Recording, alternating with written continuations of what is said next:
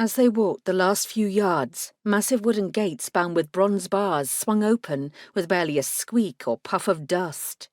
Roderick looked around him, gaping at everything as he followed the healer inside.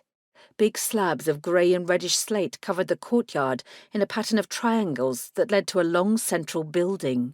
Its outer walls gleamed with tiny tiles of blue, white and green, set in a pattern of half-circles so that the enormous rectangular structure seemed to be rising out of sea foam.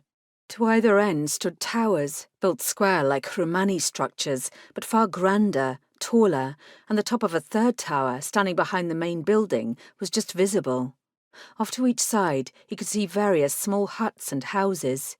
Even the lowliest shed bore a smooth coat of bright-coloured paint. A number of people were standing around, watching their procession straggle into the courtyard. They all had the same furled ears and cat-slit eyes as the healer. They all wore tunics and sandals like his as well. Off to one side, someone was leading a horse around the end of the main building, a stocky war horse whose coat shone like gold and whose mane and tail flowed like silver. Roderick had a brief moment of wondering if he'd died without noticing and now walked in the other lands, but his thirst drove the fancy away. Dead men didn't long for water.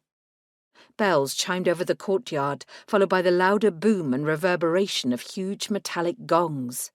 The sound came from the top of the tower to his left. When he looked up, Roderick saw men on the roofs and the gleam of metal swinging as they struck the gongs. Up on the mountain peak, the sun slipped a little lower. The long knife blade of light disappeared. The gongs fell silent as the healer urged his men forward again. They entered the largest building by a narrow door at one end. More colours, more mosaic walls.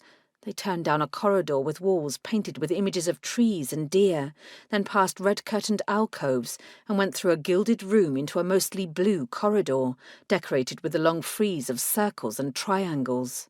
Glowing cylinders topped with flame burned in little tiled alcoves on the walls. In this maze of design and brightness, Roderick could barely distinguish what he was seeing, nor could he tell in what direction they walked. At last, the healer ushered them all into a small chamber with a narrow plank bed, a round table, a scatter of chairs, and a window open to the air.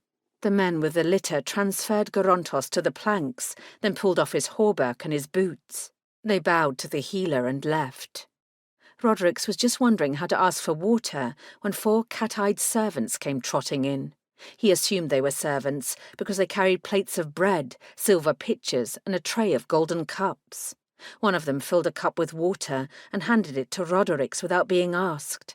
Thirst and dust choked his mouth so badly that he could only smile for thanks. The fellow pointed to the food on the table with a sweep of his arm that seemed to mean, "Help yourself."